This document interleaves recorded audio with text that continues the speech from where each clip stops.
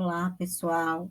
Em primeiro lugar, eu queria pedir desculpas porque eu não consegui disponibilizar esse conteúdo na semana passada, que era o que eu combinei, porque eu tive alguns imprevistos. Então, eu estou colocando essa semana esse conteúdo, falando um pouquinho das dificuldades que nós temos dentro do mercado de trabalho do DI atualmente. Questões polêmicas aí que sempre estão em foco dentro dos grupos de DI. Então, eu vou falar um pouquinho e trazer dados concretos para que a gente avalie aí como está o nosso mercado. Em primeiro lugar, nós vamos falar sobre a formação do DI. Qual que é a descrição fiel da nossa função como design instrucional? Depois, nós vamos falar sobre os requisitos das vagas que nós temos visto e a prática. Como são os processos seletivos, como que está a remuneração, para fazer um cenário bem realista do que nós estamos vivendo hoje. Então, começando pela formação profissional.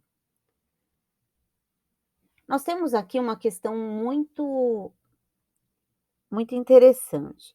Então, nós temos aí uma descrição da nossa função, que eu vou falar no próximo slide, mas nós temos diversos tipos de empresas oferecendo diversos tipos de curso. Então, você tem aí desde um curso básico até um curso mais teórico, com uma base teórica mais densa, cursos mais formais, vários tipos de escolas. Só o que acontece? Como nós estamos aí vivendo uma instabilidade referente aos requisitos, essas escolas acabam, uma foca em uma coisa, outra foca em outra, outra é mais prática, outra é menos prática, e os DIs acabam tendo uma formação muito diversa e acaba deixando o perfil desalinhado aí com outras coisas que o mercado vem exigindo, tá.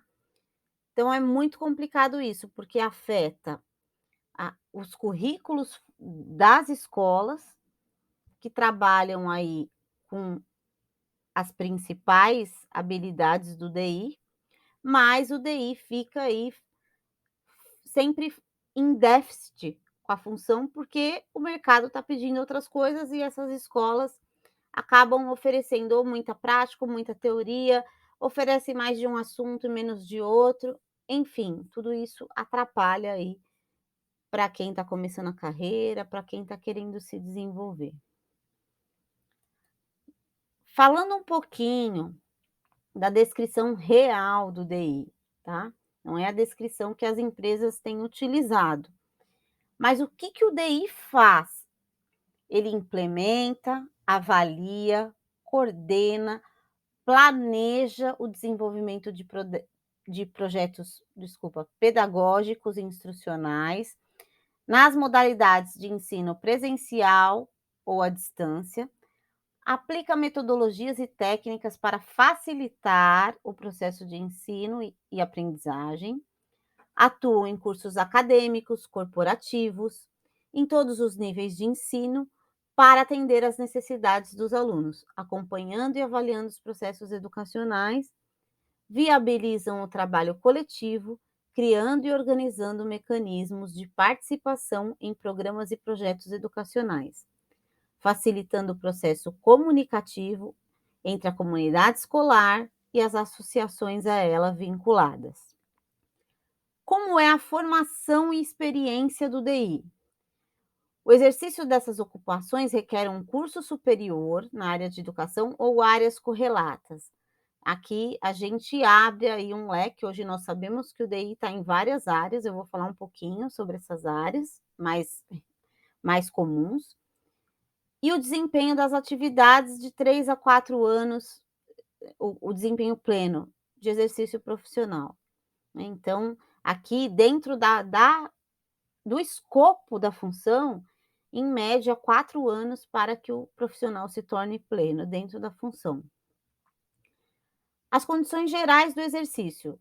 Como o DI atua em atividades de ensino, pode ser na esfera pública ou privada, são estatuários ou empregados com carteira assinada, podem trabalhar individualmente, né, o freelancer, que está muito comum agora, ou em equipe interdisciplinar ou multidisciplinar, que é o caso das empresas que trabalham com linha de produção, empresas voltadas para o desenvolvimento de treinamentos corporativos ou acadêmicos, com supervisão ocasional em ambientes fechados, horários diurnos e noturnos. Em algumas atividades, podem trabalhar sob pressão, levando-os ao estresse. Olha que interessante isso aqui, né? Que está aí dentro desse link que vocês podem acessar, que é o link das ocupações.com.br, designer educacional. Aqui é um ponto interessante, porque principalmente os profissionais que trabalham em linha de produção de consultorias, que criam treinamentos, o ambiente muitas vezes é muito estressante. Por quê? Prazos que não são factíveis, né, prazos extremamente curtos, por falta de negociação com o cliente, por falta de entendimento do cliente, do processo de desenvolvimento de um projeto.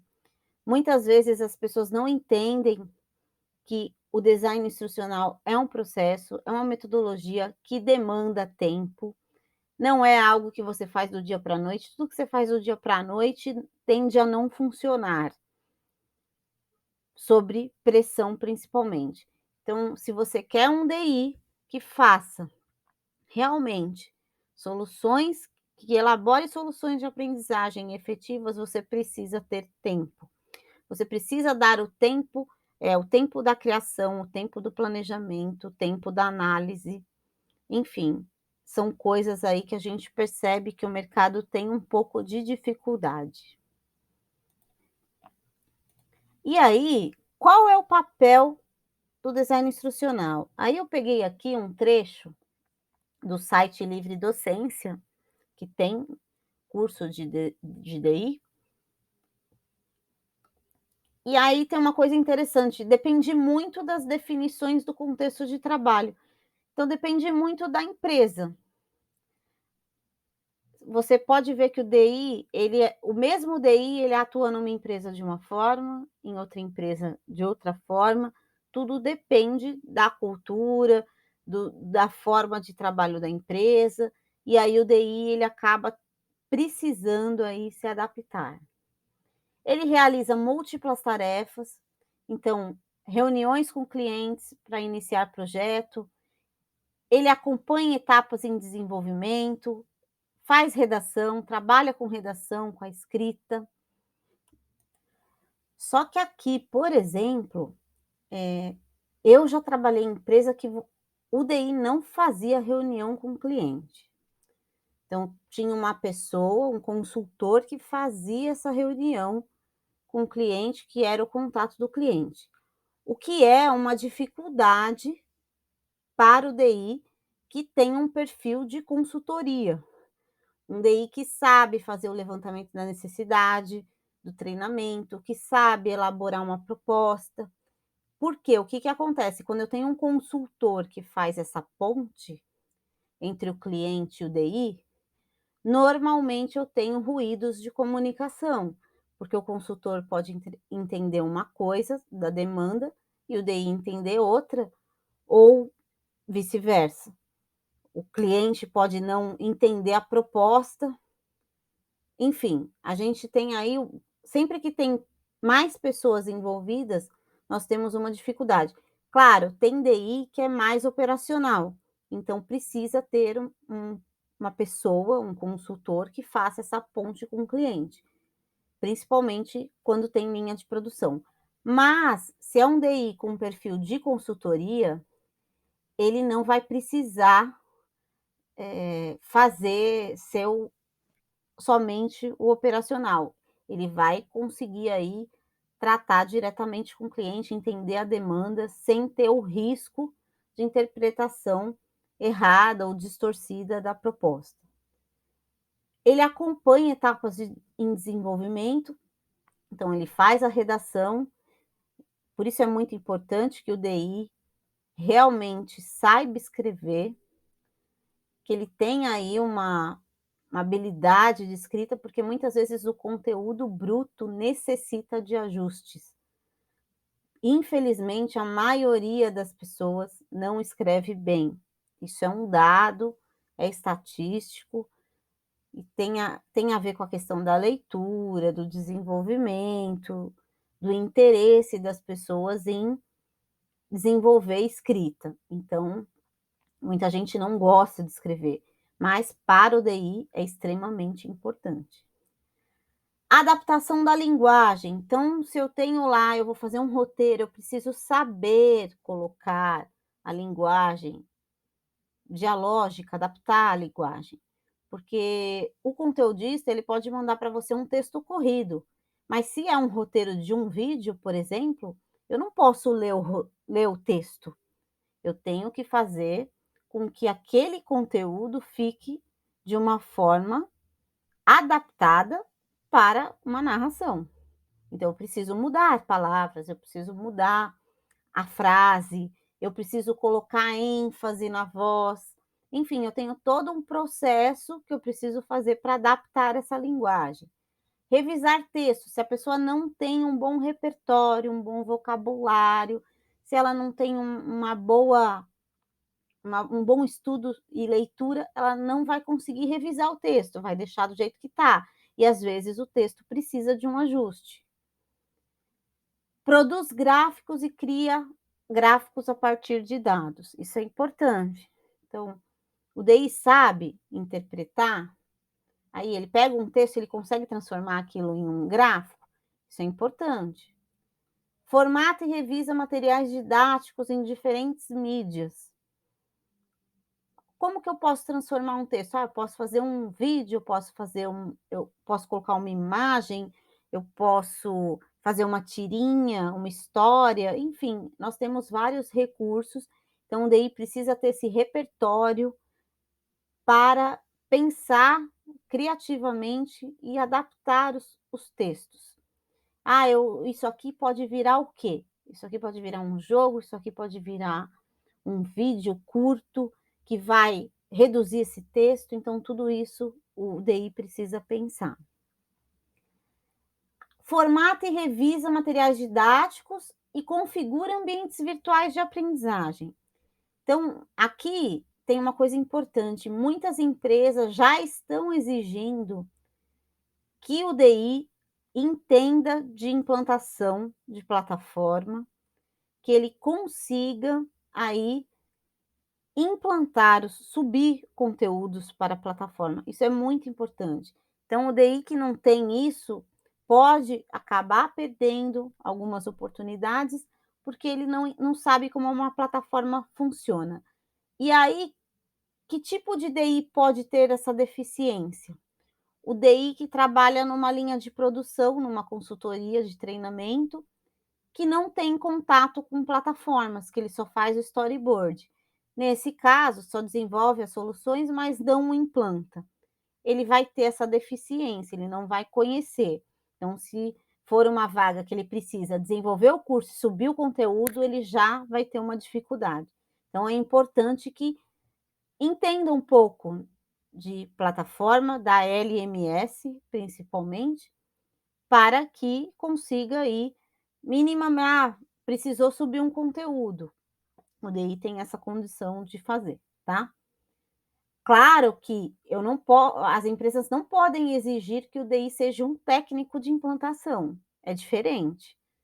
Então e tem umas que acabam exigindo, mas não é o foco, tá. É configurar os ambientes virtuais, entender um pouco, mas não é um técnico específico para isso. Em equipes multidisciplinares, eu tenho que garantir que os objetivos de aprendizagem para determinada iniciativa, o público-alvo. Preciso saber quem é o público-alvo, como eu vou conversar com esse público-alvo, como eu vou fazer com que esse público-alvo chegue no objetivo que eu preciso determinado dentro daquela proposta. O planejamento instrucional, formatos e documentos. Aqui tem uma coisa importante, o DI precisa ter uma noção de gerenciamento de projetos, cronograma, senão ele fica muito difícil administrar aí, mesmo que eles trabalhem numa operação, tá?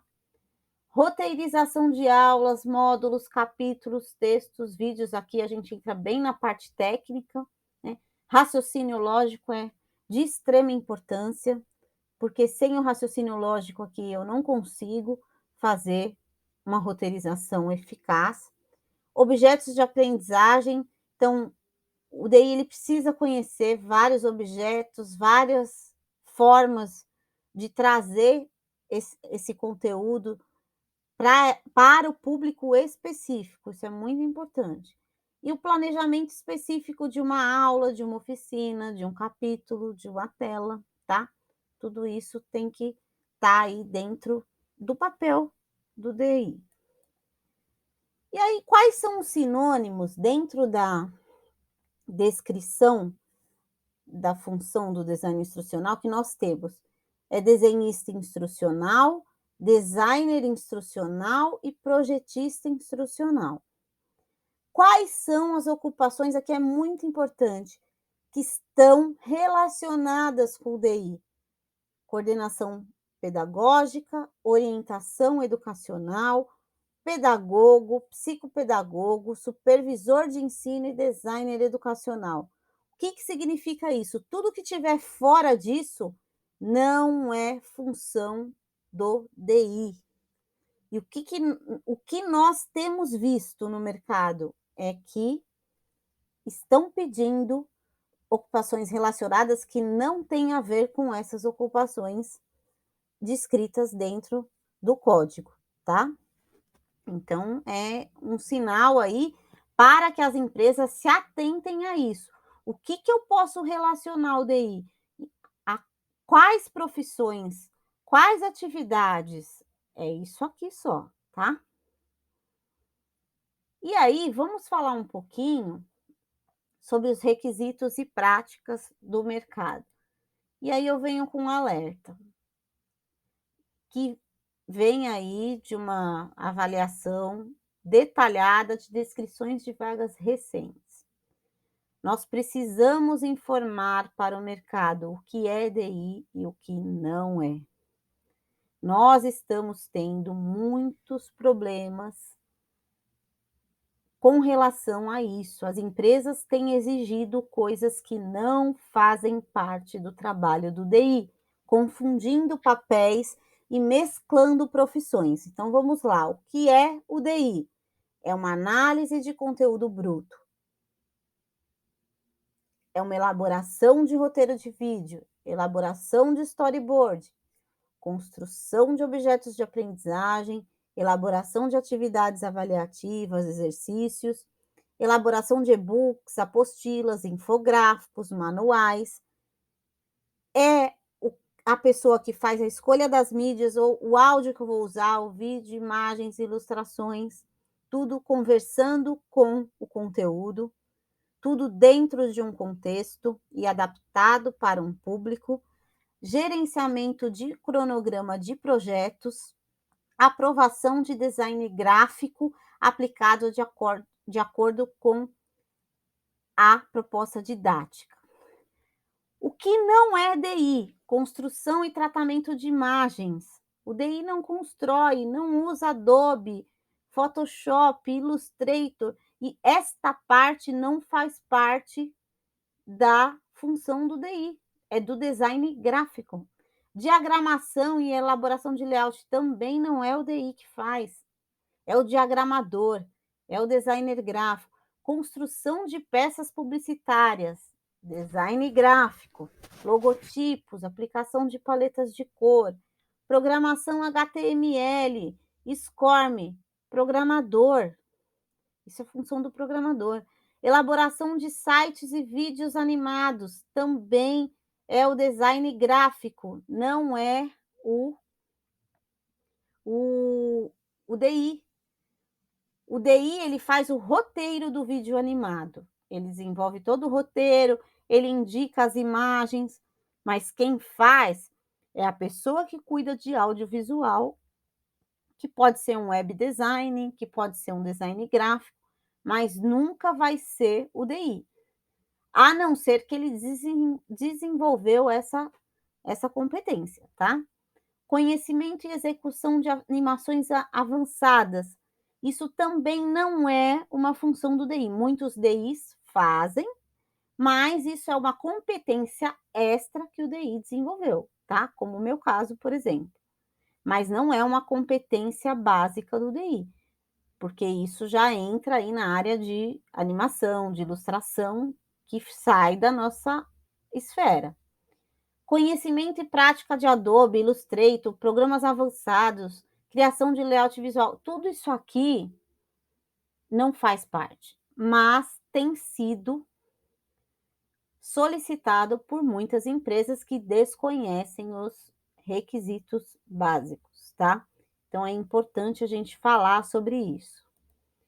Aí eu tenho aqui, qual é o grande problema então? Eu tenho um descompasso entre a classificação brasileira de ocupações, que é o real papel do DI, e o que as empresas estão pedindo. Então, eu formo um tipo de profissional e a empresa pede outro. O que acontece no mercado quando eu faço isso? Eu tenho vagas abertas com solicitações que não são da formação, então eu restringo os candidatos. A empresa que solicita um DI que tenha competências extras que extrapolam a função, eu estou restringindo os candidatos e eu estou deixando a maior parte dos DIs de fora, os que são realmente fiéis à sua formação. Isso é um problema muito grande, porque e outra, tem a questão da remuneração, que nós vamos falar agora, que também impacta muito nessa questão. Então, o que eu preciso fazer? Gente, eu tenho que usar a mesma meia, o mesmo sapato. Eu não posso formar um cara e o mercado exigir um outro cara, outra função. Eu preciso ter um padrão, como todas as profissões. Claro que cada empresa tem um sistema diferente, um trabalho diferente, um foco, mas a função ela precisa ser igual. Eu não posso exigir como empresa um DI que não tenha formação, que tenha uma formação fora da básica, né. Eu estou mexendo no mercado de trabalho, eu estou perdendo a consistência da ocupação, então não posso fazer isso. E aí vamos falar um pouquinho da remuneração. Eu fiz um comparativo de plataformas, tá. Essa daqui eu peguei do Vagas, quanto ganha um design instrucional? E esses salários eles foram calculados com base nos valores que são informados. A gente sabe aí que tem uma margem de erro, mas começa em 2.586, valor mediano de 3.525 e um valor superior de 4.484. Então, eu começo aqui com um júnior, né, chegando até um sênior. Esse aqui é do Vagas. Aí, indo para o Glassdoor, vamos fazer uma comparação. Salários nível júnior, começa, já está um pouco maior aqui, em 3.052, tá? E aí eu tenho, quando você puxa as empresas para ver a faixa salarial, ele começa em 3.000, ó, aí mostra a empresa que tem esse valor, e vai Aqui, ó, tem uma que tem menos, 1.820, bem menos do que o júnior, né. Bem menos do que o vagas, que aqui, ó, o vagas 2.586. Então nós temos aqui uma empresa que paga bem menos. E o que paga mais aqui para júnior, existe uma empresa que paga de 3 a 4.000, mas não é o de praxe, né. DOT, 3.000, Estácio de Sá, aqui está mais ou menos na média. Então nós temos aqui o menor, 1.820, e nós temos o maior que chega em 4.000. Você puxando lá pelo salário, vocês conseguem ver toda a lista das empresas. Então, vamos acatar que começamos no 3.000, porque essa daqui foge um pouco, 1.820, do que o mercado está mostrando. Aí eu tenho o nível pleno. Então eu tenho pleno, 4.546, e eu tenho as empresas que começam aí no 4.000 e vai até 5.000 para nível pleno. Então vocês conseguem ver as empresas que pagam menos e as empresas que pagam mais. Eu coloquei aqui em ordem crescente. Você pode ir lá selecionar para ver em ordem decrescente também, do jeito que você quiser, para você ver quais as empresas que estão pagando melhor. Então aqui a UOL é a que paga mais, a Ferrolab é a que paga menos para o nível pleno, tá? E aí você tem aqui, ó, na DOT tem um pouquinho a mais, mas a média é 5.000, ó, 5.199. São 5 salários, então aqui já dá para confiar mais, porque são 5 salários que mostram essa faixa, tá bom? Isso também é importante ver, porque você vai ver que eles fazem pela média, né. Então de 7 salários, a média é 4.217, tá? Então você consegue ver: "Opa, essa empresa está pagando bem, essa empresa está pagando menos". E o salário médio do sênior, aqui ele mostra 6.397, e nós temos aqui um dado interessante, Fundação Getúlio Vargas, só que só um salário, de 11 a 12.000, e tem um outro aqui de 8 a 9.000. Ou seja, a gente vê que é uma empresa que tem um salário diferenciado para o DI, tá? O DI sênior. Então, que poucas empresas chegam nesse valor, que é um dado interessante, certo? E aí o menor aqui é de 6.000, aqui, Fiocruz, que está na faixa de 6.000, mas também é um só salário. Então é isso que a gente precisa ver. Claro, dificilmente a pessoa vai mentir o salário, ela vai pôr o salário realmente que ela tem, porque é anônimo, então não tem problema, mas é bom a gente confiar até mais nesses que já têm mais de 2, 3, 4 salários, porque aí a média é mais assertiva, tá? Salário sem especificação de nível, que está aí na média, R$ 2.000. E aí se a gente for ver, esses 2.000 tá até menos do que o vagas lá atrás e o nível júnior do Glassdoor. Então são vagas que acabam não tendo especificação do nível, se é júnior, pleno e sênior, mas é um júnior que ganha até menos do que um júnior. Então é um detalhe importante aí para as pessoas avaliarem, né. Ó, aqui no caso da Ferrolab é um trainee, e por isso que ele ganha bem menos, ó, trainee de design instrucional, 2.000. Aí estágio de designer, 2.000. Designer sem nenhuma especificação, 2.000. Ó, tá vendo? 2.000, 2.000, 2.000. Ou seja, a gente não está falando de nenhum nível, mas é um júnior, só que é um júnior, tirando o que é estágio e trainee, é um júnior que está ganhando bem pouco, certo? É um júnior aí bem menos do que a média fornecida. E aí, nós temos o salário nível pleno que são mais baixos. No nível pleno, nós temos aí a faixa média de R$ 3.000. Então, a gente pode olhar aqui, ó, 3.000, 3.000, 3.000, 3.000, 3.000. De 2 a 3.000. E tem um aqui, ó, de 2 a 2.000. Tem um que é menor ainda. Ou seja, um design instrucional pleno ganha R$ 2.000, que na verdade é um salário muito menor do que a média do júnior. Então, isso é um ponto de atenção. Claro que a gente precisa ver o tamanho da empresa, tal, mas não condiz com um design instrucional pleno esse salário. Teria que ser um pouquinho maior, certo? Salários de nível sênior, mais altos e mais baixos. Então, a gente tem aí um patamar de R$ 10.000.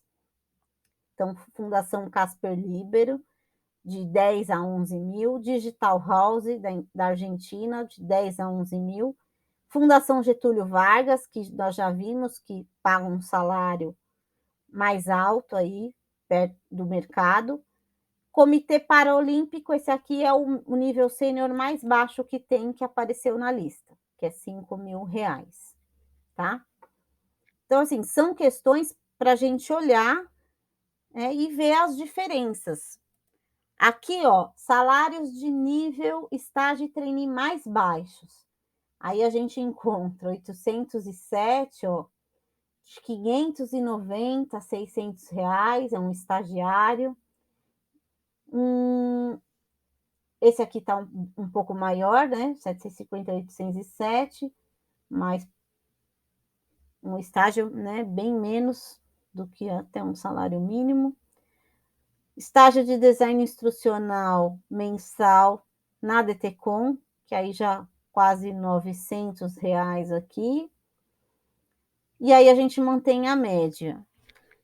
E trainee aqui, 1.000, que também está bem mais baixo do que o trainee lá que a gente viu das outras empresas. E aí, o que é interessante a gente entender dessas faixas salariais? É que existe aí uma discrepância em todas as áreas, e você precisa ver onde você é um DI mais tradicional, mais basicão, você vai conseguir se recolocar ou se colocar no mercado numa faixa um pouco menor, porque as empresas estão exigindo. Eu não sei os requisitos aqui, por exemplo, da Getúlio Vargas, mas provavelmente vai ser um DI com mais competências, tá? E aí eu tenho aqui diferenças de formação.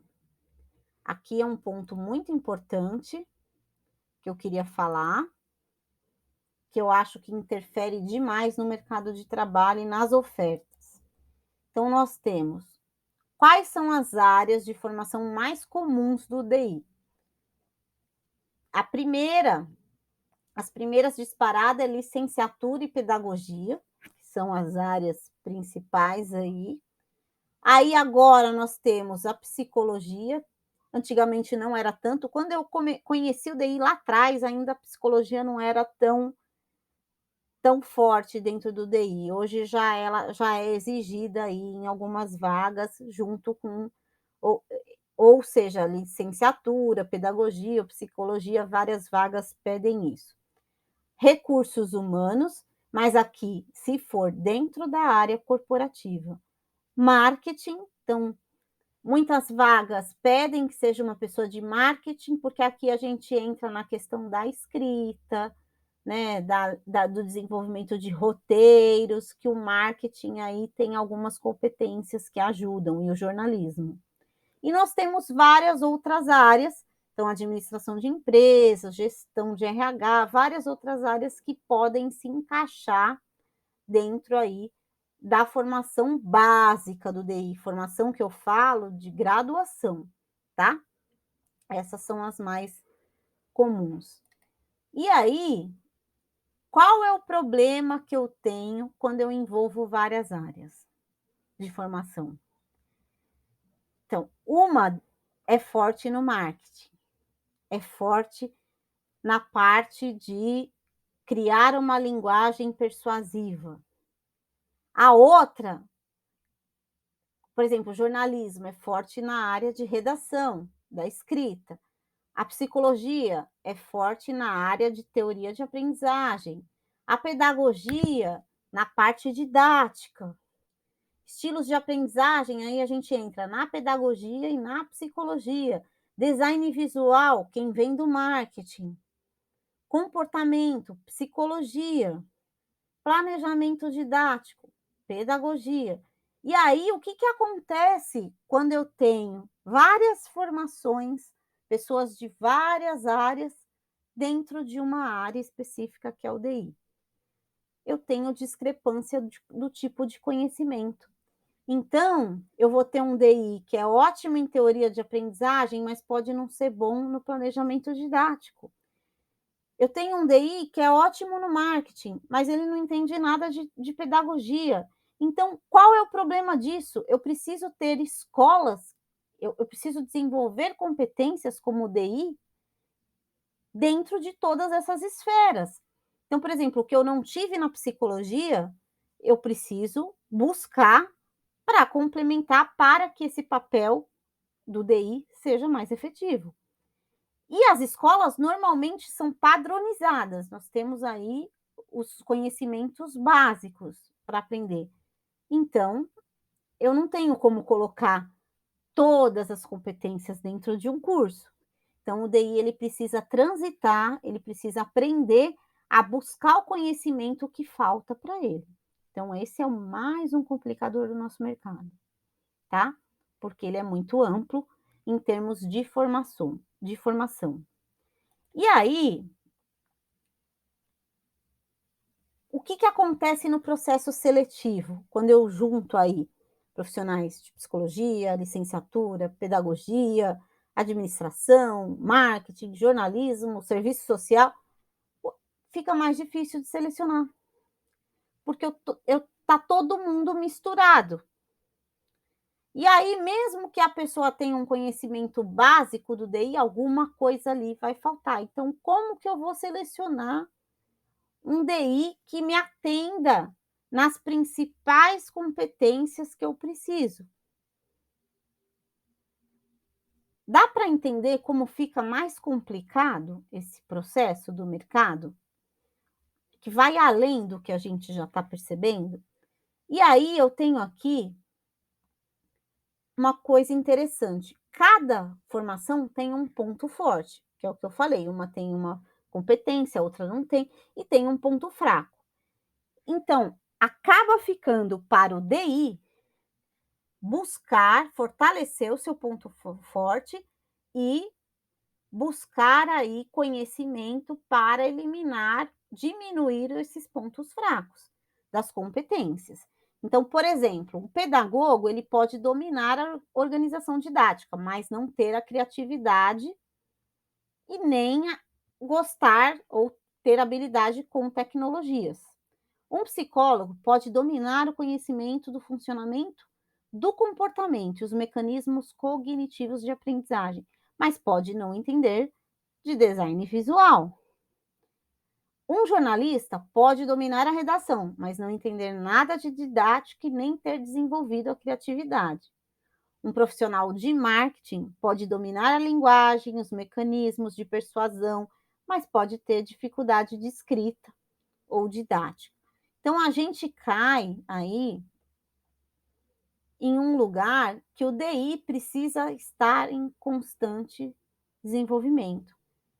E isso causa nos DIs, de forma geral, pelo que eu tenho observado, uma certa angústia e uma aflição, porque dá a impressão que estamos correndo contra o tempo, que estamos numa maratona que nunca chega no fim, porque toda hora aparece uma coisa nova no DI, você precisa desenvolver uma competência nova. Então, isso é um problema dentro do nosso mercado. Infelizmente, é um problema. E aí, vamos lá. Aqui é o que eu acabei de falar. Então, o pedagogo ele tem algumas características, o jornalista tem outras, o psicólogo tem outras e o profissional de marketing tem outras. Então, o pedagogo, ele tem aí o domínio da organização didática, de uma estrutura sequencial. O jornalista, ele tem que ter o domínio da redação, do raciocínio lógico. Um psicólogo, ele tem que dominar o funcionamento, comportamentos, mecanismos cognitivos. E o marketing, a linguagem, mecanismos de persuasão. Então, a gente começa a ver que cada área tem o seu ponto fraco e o seu ponto forte. E isso é importante para o DI identificar. E falando um pouquinho dos requisitos das vagas que nós temos visto, que eu tenho visto, eu acompanho todos os dias e eu observo para poder trazer esses conteúdos. Qual o DI que as empresas querem? O pavão vale quanto? É a minha pergunta. O DI que as empresas querem é esse aqui, ó, o pavão, que tem 1000 competências, 1000 habilidades, fora do padrão. O cara é designer gráfico, o cara é web design, o cara é programador, o cara é ilustrador, o cara é editor de vídeo, ele faz a parte de audiovisual, ou seja, ele faz tudo. Então, as empresas têm preferido buscar esse tipo de DI no mercado. Só que ele vale quanto, o pavão? Com esses 1000 funções que extrapolam a nossa função normal. Ah, e você vai ver é o salário lá de 3.000, ou sênior 4.000, 5.000. E aí? O DI investiu tempo, investiu nos seus estudos. O pavão é aquele que não para de estudar, que está aí correndo contra o tempo. Mas qual é o salário que ele merece? Né? Qual é a empresa que vai perceber quanto vale o pavão, o DI pavão? Agora, ó, agora vai pegar esse, o DI pavão. Qual DI que você quer, mercado? O pavão. Só que a gente tem o DI normal, o comum, que é esse aqui. Que ele tem a possibilidade de desenvolver múltiplas competências, mas ele está dentro do padrão normal do DI. E aí, muitas vezes, esse salário do DI comum é o mesmo desse. E aí que é o complicado. E aí quanto vale, a gente tem essa diferença, quanto vale o DI pavão, quanto a empresa quer pagar, qual que é a CLT média salarial mais os benefícios, e a gente está vendo uma coisa que é terrível, são salários PJs, contratações PJs, quase igual CLT, sem benefício nenhum. E aí atrapalha toda aí a vida do DI. E aí aqui a gente tem um PJ e a oferta tem aumentado demais. Nós temos até visto nos grupos, eu mesma recebi propostas PJ, mas com valores que não são compatíveis. Porque o CLT, a empresa paga o salário e o dobro de impostos. Então, se é um salário, a empresa paga 3.000, 4.000, ela paga 8 por aquele colaborador. No PJ, qual seria o ideal? É pagar os 8, ou no mínimo 6, mas não, tem empresa que está oferecendo o mesmo valor CLT, e aí ele não paga imposto para que o DI seja PJ. Ou seja, a gente está aí na contramão da evolução e isso tem atrapalhado muito vários DIs, tem prejudicado o mercado de forma geral. E aí, qual que é a questão? As empresas fornecem treinamento específico para o DI? Então, por exemplo, a empresa tem uma atuação um pouquinho diferente. Ela precisa de um DI diferenciado. Ela dá o treinamento para ele? Não, ela quer ele pronto. O que a gente tem visto? As empresas querem o DI pronto. Eu quero já que tem uma competência em design visual.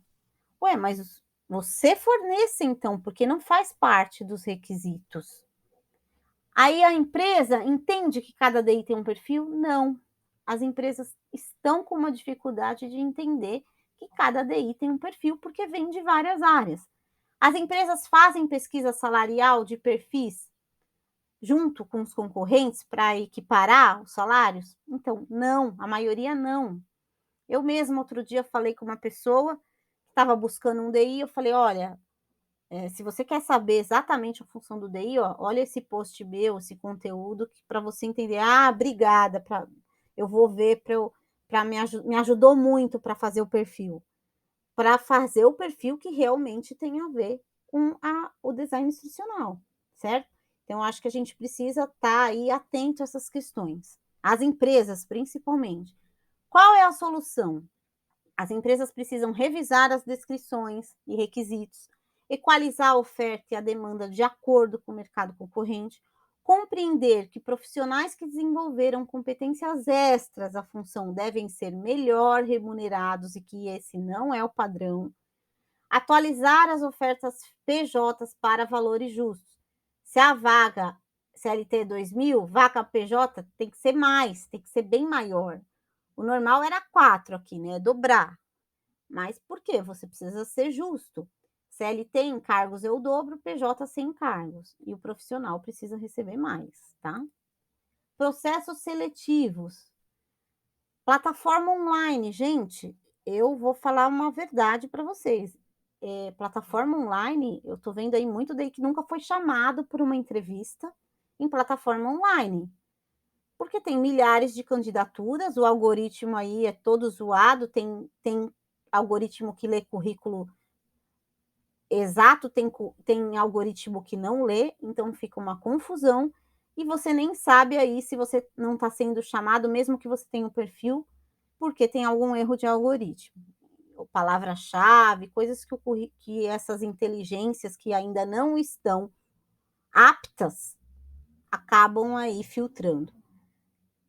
Os processos são lentos, tem entrevista, tem muito teste, a gente continua aí vendo empresas que pedem teste, teste, teste, projetos inteiros, e o DI fica aí se matando para fazer testes. Aquela questão do banco de ideias, que empresas pedem teste só para ter banco de ideias, que é uma questão antiética e que precisa ser combatida.